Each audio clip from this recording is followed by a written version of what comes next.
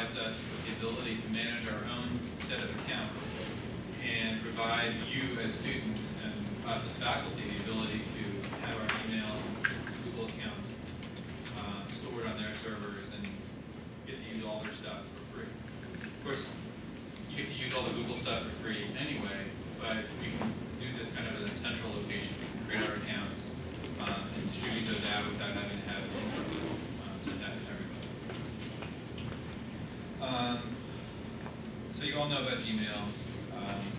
There's two ways now to get to Gmail. Last week, right before we walked into this meeting, I made it so that you can either go to mail CSGPDU to get into your Gmail account, or you could use your Gmail account that you got from us to go into any of the Google services. So a recent change that they made to the Google accounts be equivalent to apps for education accounts, so you can kind of do one or the other. You all know about using Gmail, right? I don't need to talk much about that. One of the really cool things we can do with Gmail and Google Apps is the Docs service. And Google Docs allows you to store and edit word processing files on the Google server. And you know, that's kind of neat and all, but most people have Word anyway, or you have OpenOffice. The really big deal with this is it allows you to create folders and allows you to put stuff into those folders and then share it with people. So go on with a new file.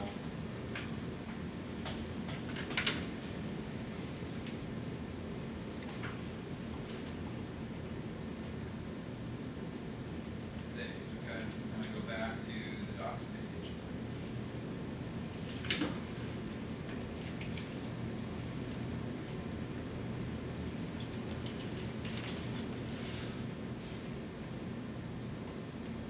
What I'm going to do is I'm going to move this document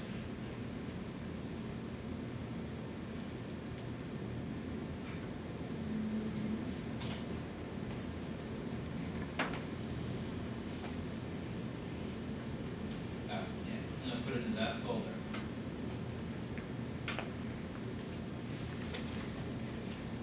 Is it not looking hard to find it? Let's see.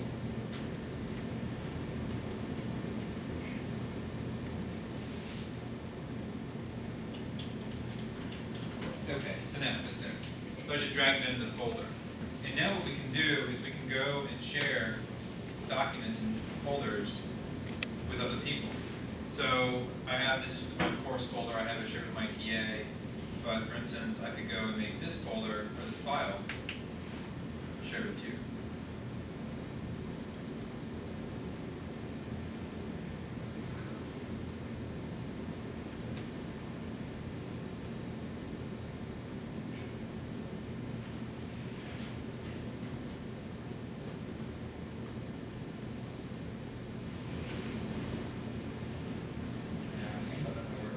All right, so for instance, I can go to MG5584 since Matt's sitting right here. Can you do everyone?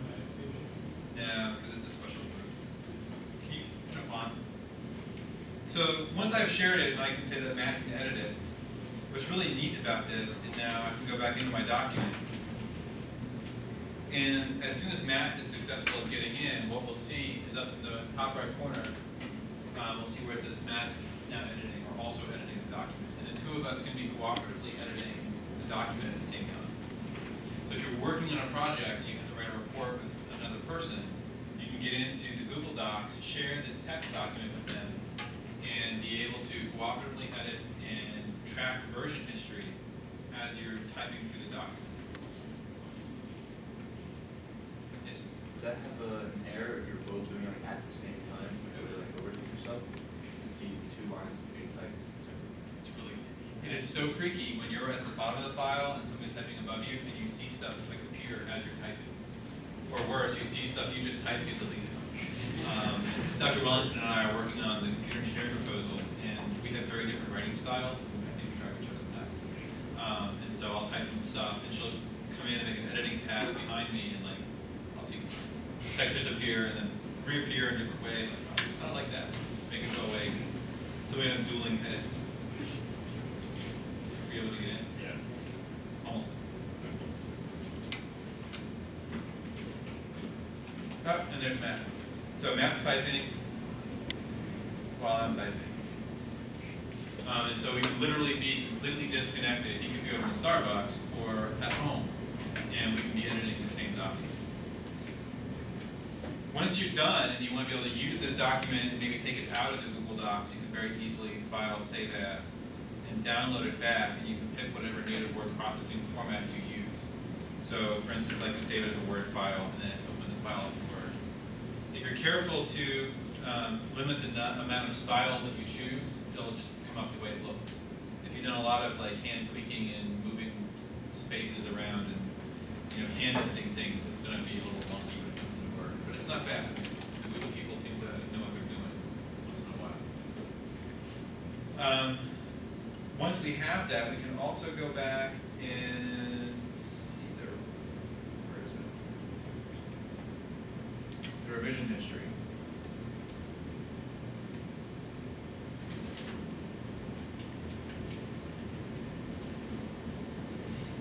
Okay, it's been saved. They moved it.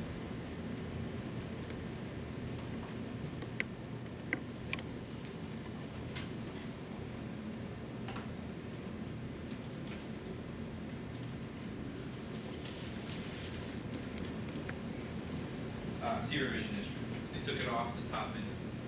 So basically, as you type now, and as you save the document, you're going to get different reversion histories. And we can go down and see what the document looked like with each different change. And it'll highlight what was changed, what was added or deleted as we go through the version history. And if I really didn't like what Matt did, I can just revert the document back to what it was. Take it right back. So that cooperative editing is really, really nice. In some respects, I wish we could do it with code. I think being able to do this with Eclipse and go like that would be totally cool.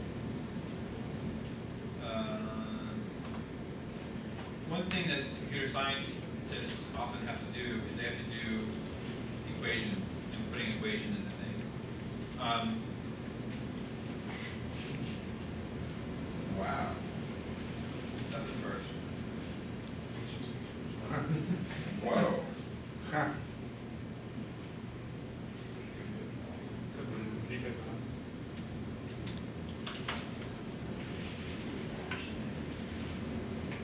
That's really awesome. I've never seen Google Docs do that before. I think every technical bug we have is going to be shown as I see. At any rate, there is an equation editor. It's worthwhile getting to know how to use it so that you can typeset equations and make it look like you know what you're doing. And you can actually put it into your documents and make them look more mathematically correct. One thing you can also do with the docs is, obviously you can do spreadsheets and presentations and technical drawings. So you can do all kinds of different things here. So that's kind of the nuts and bolts of Google Docs. You can choose to upload documents off of your PC. So if you have a bunch of stuff that you want to just go ahead and put onto Google Docs, you can go ahead and do that. You have 8 gig of disk space, so upload away. The trick is, sometimes you have your PC and you want to have really important docs like your resume and things like that stored in a place that won't get lost if your PC gets corrupted, and that you'll have ready access to. So for instance, if you're on a job interview and you need another copy of your resume, you can easily get onto Google Docs, get your resume, and be able to print it out wherever you are. So there may be some files you want to go ahead and put on here just so that they're there. Rumor has it that Google searches these documents. I mean, that's kind of what Google does, and there are far worse things to have Google searching and indexing on than your resume, because it would be nice to have employers be able to do a search and find people that they're looking for. So I don't know, saying that Google will include these in their search results, but they're doing something with them to give them away for free. Any questions about the doc service? Anyone in the software engineering class this semester? I heard somebody who was your group was using the PowerPoint slides to keep like note cards. Right, so they're on a project and they use the PowerPoint presentation to make note card kind of things, and then that way everyone on their team can see all the task cards and they can just move back and forth in the PowerPoint thing. So you can kind of use these to make different use cases than maybe just a PowerPoint presentation. But again, if you're doing a PowerPoint presentation, you're co-presenting with somebody, this is a good way of getting them in. It's also a really handy way of showing who's done the most work on the document. Just saying, you know, you have these teams of students, and usually sometimes you have good teams and they work together. And sometimes you have one guy who's doing all the work and one guy who's not. This is a really handy way of keeping track of who's revising and who's editing and who typed in what. So if you need to complain to the professor, you say, look, I can show you the revision history. I did 80% of the work. I could go look at that and say, you're right. So you'll get a good grade and the other person will get 20% of your grade. Right? You have some evidence of that. So just throw that out there. The other thing we can look at real quick is the sites. Google Sites allows us to create web pages, web space, and have the pages stored and served by Google. And you can create your own sites for whatever you want. You just go through, pick out a template. Your URL would be whatever that is. If you choose something like Briggs-CSC 110 and it's going to collide with something I want to use, I'm going to delete your stuff. So intentionally, I won't even think about it. So choose a name that makes sense for your group that isn't going to collide with, or if you have like Briggs is a jerk, that won't live very long. Okay, just saying.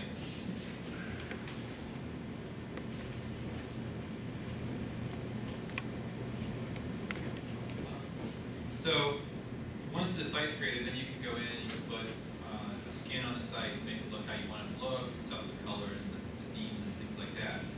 And then it's just a matter of filling out what pages you want and how you want it to look. So we go to manage the site. We'll list the page structure or the access tree, any attachments and things like that. We can set things like the category, the description. You can keep track of statistics.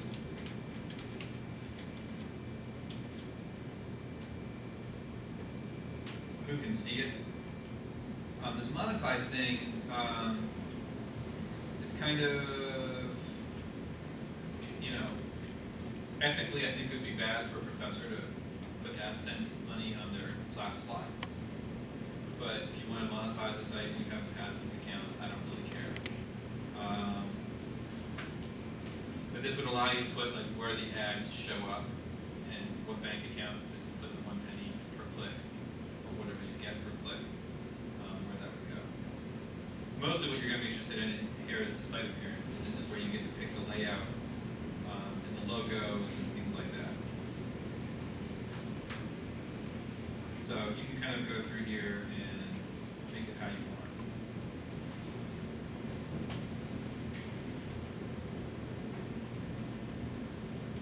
And from there you can just start adding content. So they have a bunch of different canned pages. They have the web page, they have a list for announcements, they have a filing cabinet that allows you to put files out there for students to use. Lists allow you to make a list of things that you want to be able to have out there. Basically just a table. Again, if you were having a group project on with somebody, it might be really handy to make a Google site that links to your documents site, which you can easily do. And you can use this to keep track of your action items.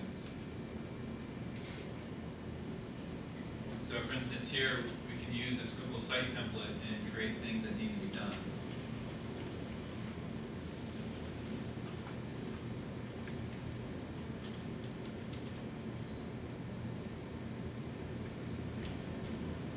And then build up this list of action items that the group needs to work on. And again, they're all through sites, so they're all